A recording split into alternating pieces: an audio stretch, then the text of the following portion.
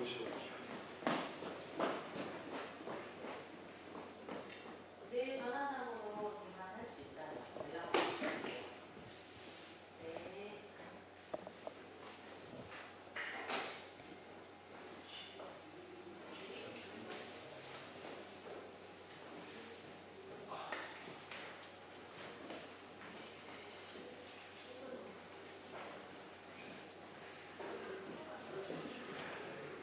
수정시켜야죠.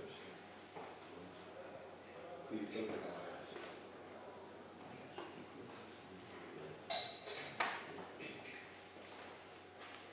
맞습니다. 저희 생각하시죠.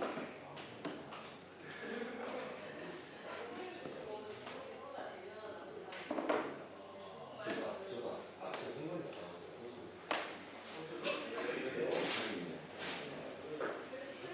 예. 네, 알겠습니다. 진짜 재밌습니다. 네.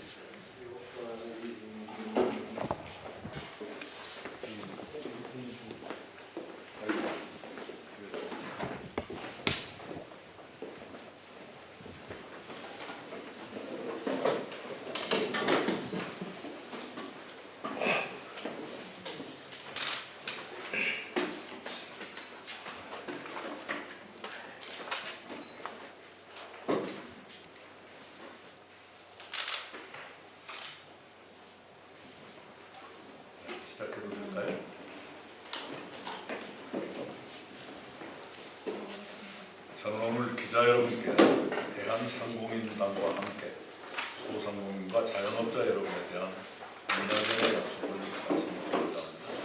저희 새로운 미래는 정책 협력을 통해 대한상공인당과 선거 협력으로 나아가기로 했습니다. 그것을 위해서 오늘 대한상공인당의 세 분 공동대표님도 함께 와주셔서 감사합니다.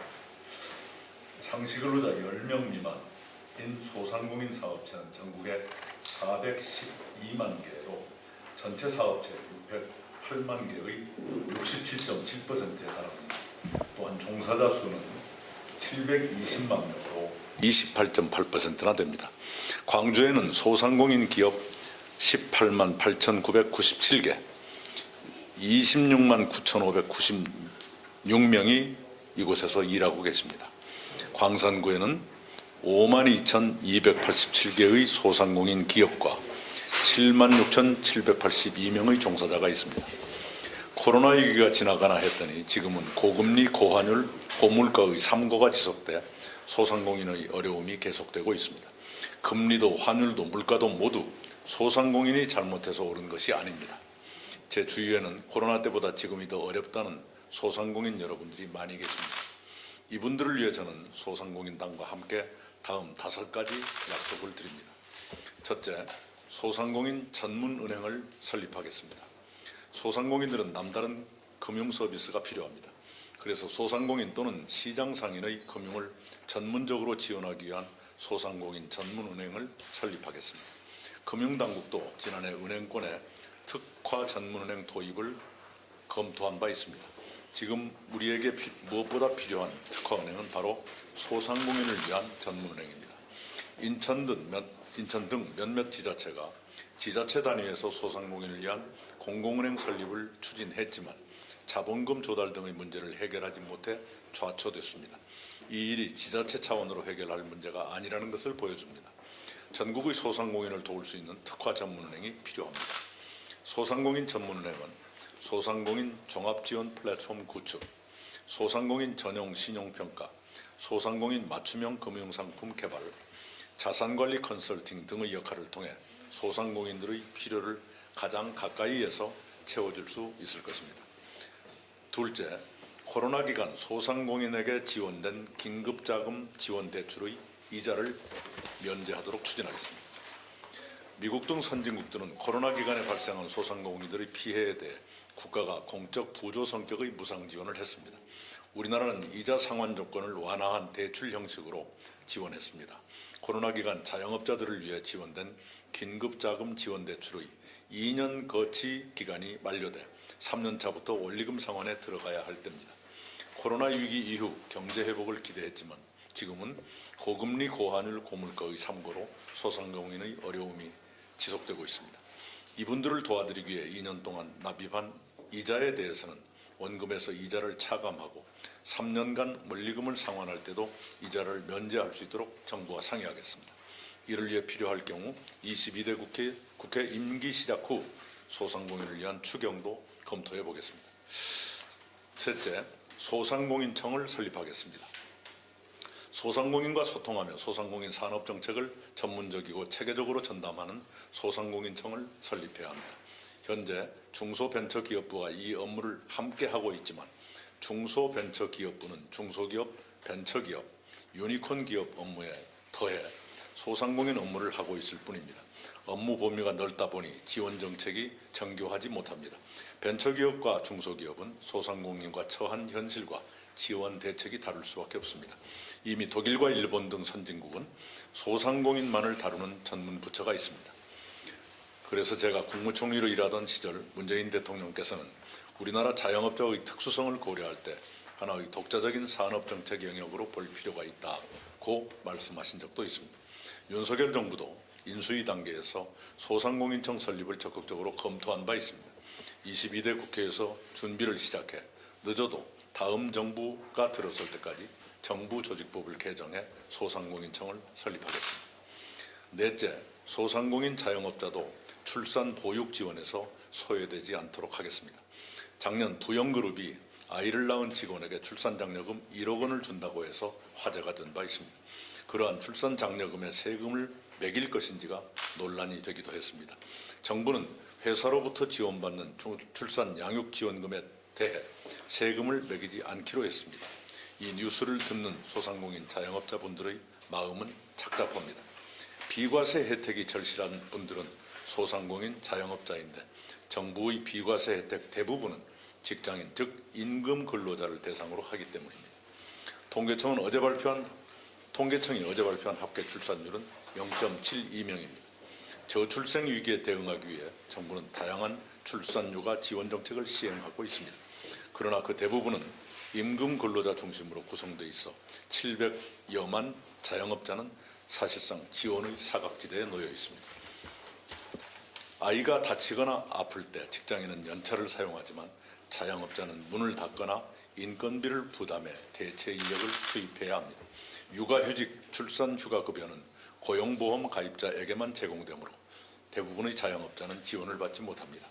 유럽 등 선진국은 고용보험이 아닌 건강보험을 기반으로 육아휴직, 출산휴가급여를 지원해 직장인과 자영업자 구분 없는 포괄적인 지원 체계를 갖추고 있습니다.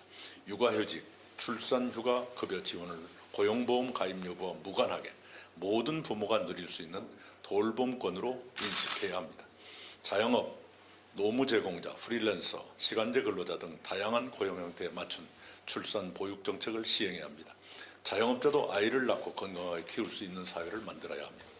다섯째, 사업소득세, 자영업자 비과세 한도를 인상하겠습니다.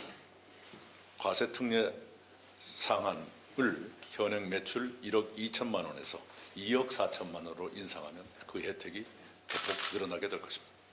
소상공인이 웃을 때 광주가 그리고 대한민국이 웃을 수 있습니다.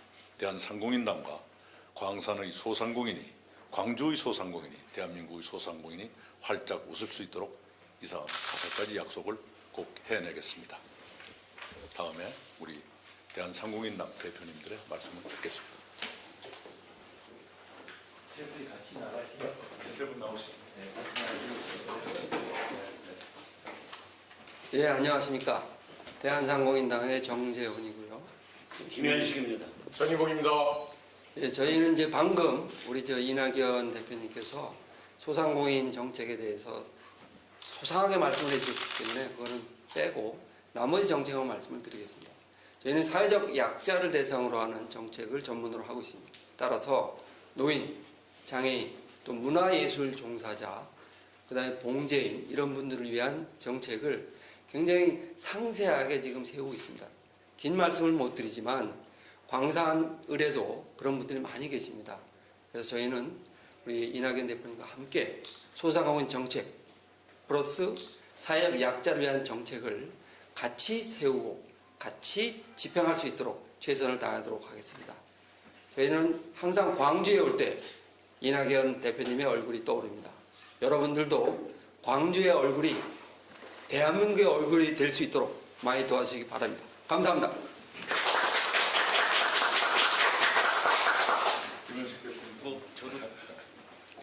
제가 지난 10일 날 광주 컨벤션 센터에서 우리 존경하는 이낙연 대표님께서 출정을 하실 때 연설을 한번 한 적이 있습니다. 뭐 같은 얘기가 되겠습니다만 지켜보는 제 입장에서 참 안타깝고 그렇습니다. 아시다시피 87년 체제 한 세대가 지났는데 거대 양당 정치 과연 무엇이 문제인지 그 적나라하게 지금 우리 폐해를 보여주고 있는 게 오늘의 현실입니다. 이걸 바꿔낼 수 있는 에너지는 저는 호남에 있다라고 생각을 합니다.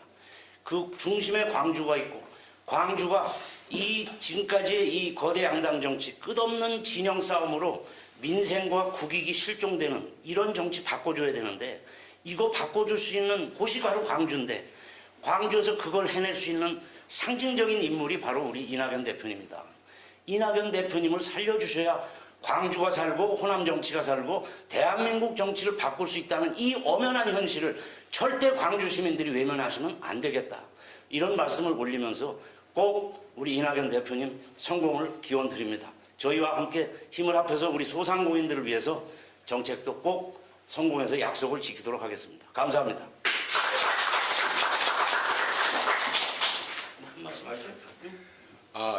공동대표를 맡은 전희봉입니다. 오늘 가슴에 두근거리는데요. 열차를 타고 오면서 이낙연 총리님, 대표님 이렇게 함께 할 수 있는 자리를 만들어 주심에 대해서 대단히 감사하게 생각하고요. 더군다나 소상공인들 위해서, 자영업자를 위해서, 사회적 약자를 위해서 앞장서 주는 이 모습에 저희들은 오늘 오면서 상당히 기분이 좋았습니다. 오늘 어떻게든 간에 이런 큰 원대한 꿈, 사실은 소상공인이 경제적 주체이면서 실피출임에도 불구하고 사회적 약자임에도 불구하고 지원의 대상임에도 불구하고 소홀했습니다. 전통시장에 와서 수많은 사람들이 와서 한 표 달라고 외치지만 실질적으로 이렇게 나서서 하시는 분은 없지 않았습니까? 광주의 소상공인 자영업자를 위해서 함께 열심히 최선을 다하도록 하겠습니다. 감사합니다. 참고로 제가 오늘 여기에 오기 직전에 광주 소상공인회 회장단의 한 분으로부터 전화를 받았습니다. 오늘 발표될 내용을 이미 알고 있다. 그 발표를 이낙연 대표가 직접 하시느냐? 그렇다. 했더니 기대를 많이 갖고 있다. 저희 당신들이 여러 가지 입장 때문에 여기 오시지는 못하지만 늘 함께하겠다. 잘 이행해달라. 이런 말씀을 저한테 해주셨습니다. 제가 송정역에 내려서 여기까지 택시를 타고 왔어요. 기사님하고 당연히 광주 선거에 대해서 잠깐 물어봤습니다. 이 얘기 중에 결국 제가 마지막으로 드린 말씀은 이겁니다. 이 위대하신 김대중 대통령을 이어받을 정치인 앞으로 호남에서 키우려면 지금 이 상태로는 20, 30년 기다려도 나올까 말까 한 것 같다. 이대로 과연 좋은 것인가? 왜 윤석열 정권에 대해서 공격 못했다고 얘기하는데, 아니 저희 같은 대한상공인도 윤석열 정권 심판해야 된다고 지금 주장하고 있는데 무슨 말씀입니까? 세미래가 됐든 어디가 됐든 지금 다 반윤석열이지 윤석열 편이 어디 있어요 지금?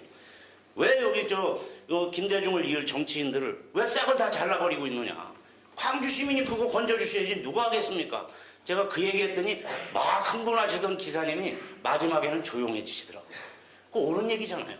네. 도와주십시오 여러분. 고맙습니다. 질문 받겠습니다. 네. 광명매일 김준영 기자입니다.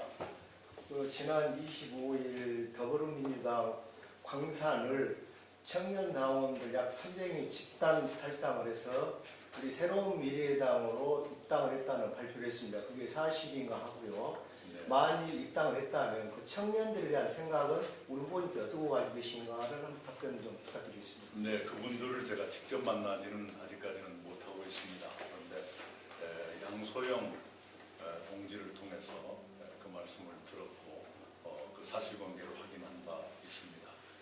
청년들께서 느끼시는 이 광주 정치의 현실에 대해서 현실에 대한 실망감, 저희들도 충분히 공감하고 그 문제의식에 대해서도 공유합니다. 저희들이 청년들께 희망을 드리지 못할지언정 절망을 드려서는 안 되겠다. 이런 마음으로 정치에 임하는 자세를 다시 한번 가다듬어야겠다고 생각을 합니다. 특히 그 청년들이 그날 발표문에서 지적하신 바와 같이 시민들 또는 청년들의 미래를 걱정하기보다는 본인의 정치적 이해에 집착해서 특정 정치인에 줄서기를 한다든가 또는 당원들을 줄 세운다든가 하는 정치를 거부한다는 말씀이 굉장히 뼈아픈 말씀이었습니다. 더불어민주당이 초심으로 돌아가서 더 이상 청년들을 절망시키지 않는 우리가 알던, 우리가 사랑했던 민주당의 모습을 빨리 되찾길 바랍니다. 그렇게 되도록 저희들도 바깥에서 민주당의 원래적 가치, 원래 민주당이 가졌던 정신 간직하면서 새로운 민주세력의 재편을 위한 씨앗으로서의 역할을 다하고자 합니다.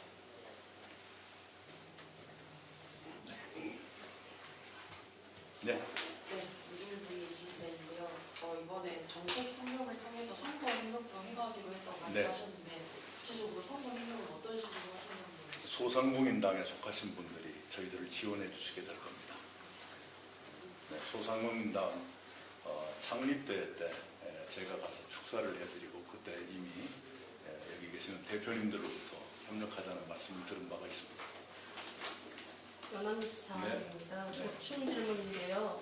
이 선거법상 다른 정당은 지원을 하면 안 되지 않습니까? 협력은 가능합니다. 어떤 형태로 지원 또는 협력을 하시겠다는 건지 좀 더 자세히 설명 부탁드립니다.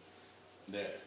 정책이 그것이 없는데 정책이 선거법에 어떻게 될지 모르겠는데 요컨대 소상공인당은 지역구에 후보를 내지 않고 있기 때문에 저희 후보가 있는 곳에서는 저희들을 지원해 주시는 걸 원칙으로 합니다.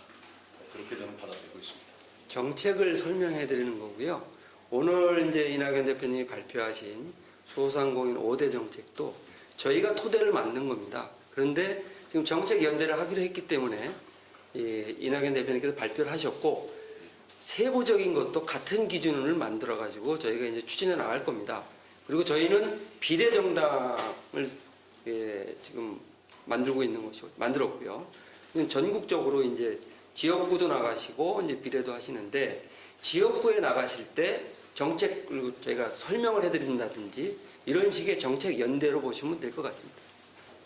지난번에 저희들이 개소식을 하던 날 한국 유권자당 창당준비위원회가 10,000명의 발기의 이름으로 저희들의 지원을 약속한 바가 있습니다. 그런 식의 선거 협력은 가능하고 흔히 있는 일입니다. 그러니까 후보 어차피 이렇게 예를 들어서 다른 정당 후보가 제3의 정당 후보에 대한 지지를 하면 안 되지만 그 당원들끼리 정책 연대라든가 네. 지지를 표명하는 것 예, 괜찮다. 그렇습니다. 당원들이 저희들 후보가 있는 곳은 도와주시겠다 그런 뜻으로 저희 받아들이고 있습니다.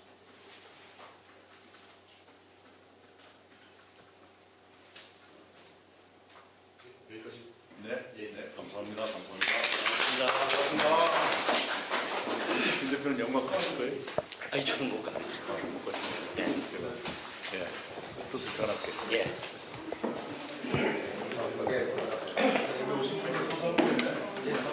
예.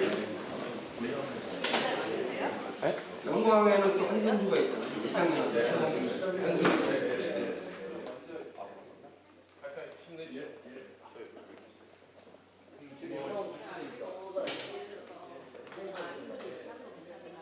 대표님이 일단 새로운 미래 후보시잖아요. 이 새로운 미래 후보가 뭐 상공인당에 대해서 지지성 발언을 하면 좀 문제가 될 수 있을 겁니다. 그래서 제가 누구를 예, 지지하는 그 문제가 정책이요. 이분들은 근데 후보가 제 아니 말은 특정 후보 아니고 예를 들어 상공인당에 대한 지지를 표명을 하셔도 그 문제가 될 수 있지 않나요? 네네 그럴 수 예, 있죠. 그런데 그게 이제 왜냐면 또 비례 투표에도 영향을 줄 수 있어서. 네네네네. 그런데 이제 왜냐면 오늘 누구를 구체적으로 뭐 하겠다는 얘기는 안 했고 예. 선거 협력 그리고 지역구 후보가 있는 경우에는 도와주실 거다 그런 말씀이니까 알겠습니다. 괜찮아요. 고맙습니다. 지적해 주셔서요. 네, 감사합니다. 그럼 저희 기사님 갈 수 있는 영광 갔다 올게요. 예. 내일 그 이벤트는